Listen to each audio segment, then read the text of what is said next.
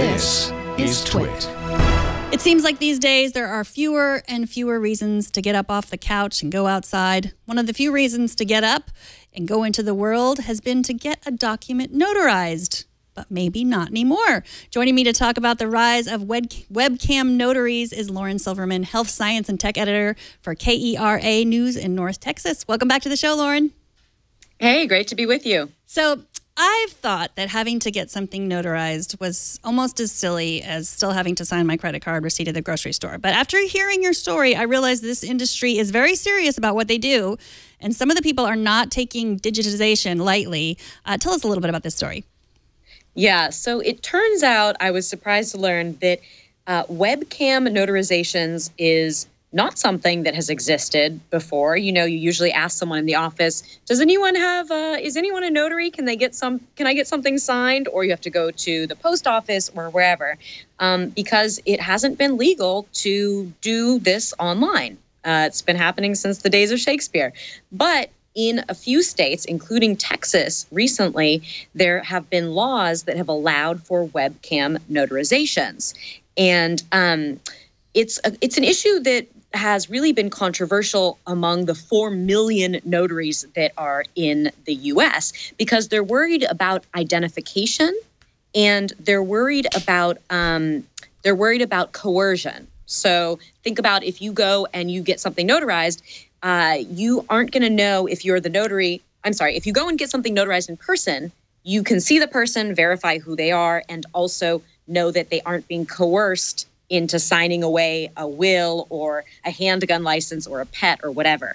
But if you're on a video cam, you can just see me. You don't know if someone is out of sight or view, potentially holding a gun to my head or threatening me. Does that make sense? That does make sense. I mean, but I guess you don't know that someone hasn't threatened me right before I go into the post office to get something notarized either. Exactly. And that's the reason that the argument doesn't really hold water, but the identification issue is real. It can be hard to verify someone's license or their passport by video cam. So that's why in states like Texas, there's a two-part authentication process. So in addition to showing this ID on the split screen, you also have to run it through a third-party verification and then ask the person knowledge-based questions, the type of questions you get asked if you lose your credit card, like what street did you grow up on? What hospital were you born in? So these are ways that they can further verify someone's identity. And as you might imagine, a lot of people are really into this option because going to a notary is a little bit out of date. It's a little old-fashioned. Mm-hmm. Yeah, it's been interesting in the few times that I've had to seek out a notary or whatever. It definitely feels like an industry that could use a little bit of updating. One thing you point out in the article at KERAnews.org, you talk a little bit about potential coercion. It's just not something that I ever considered, but that's actually a really good thing to point out here because you imagine the confines of webcam for something like this leave a lot of potential for abuse. Coercion could possibly be one. Let's say the person that is requesting the notarization, there's someone just right outside of the view of the camera that's forcing them to do this. What kind of protections are there for that? Well, it was interesting when I talked to this one company, Notarize, which is there's Doc Verify, Notary Cam, Safe Docs. There's a number of these companies that have risen up very recently. And the CEO of Notarize, a co-founder, he said that you could always ask the person to, do a 360 and show the surroundings at the location so that you could have a wider view. Of course, the notary who I spoke with out in California, who's a mobile notary and is very worried about elder abuse and coercion, she said, do you really think that they're going to take the camera and show who's under the desk or take the camera and show the person who's threatening them?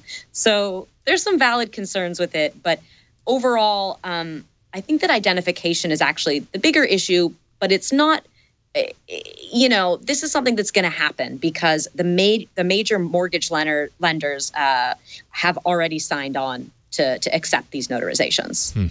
So what about the safety of putting your driver's license over the internet? I mean, what have they said about the security of that? You mean for if someone stealing the information, or for right, like for the webcam notary? For it's almost like, how do we notarize the notary? How do we know that the notary is legit? Well, yeah, or just like where you're uploading, you have to show your driver's license on the webcam, right? So like, how is that protected? Well, it's a split screen. And so the notaries that if you go through these companies, they're all verified notaries. I'm not sure exactly what their verification process is, but I'm sure they go through the state to make sure that they've actually gone through and passed the exams and are up to date with all the requirements. But yeah, so it's a split screen, and the notary, you see the notary as you're signing the document. They can see you as you're signing it with either your finger or with the mouse, and then they do the equivalent of a notary stamp, except it's digital. How much does it cost? Good question. It depends on what state you're in. So I learned while doing this story that it's actually regulated. For example, in the state of Texas, a notary costs, I believe it's $5 or $6 if you go into the post office. Online, though, for web notarizations, they're allowed to charge $25. So it's a bit of a markup, but the convenience factor is pretty big. And so would you do it next time you needed something to be notarized?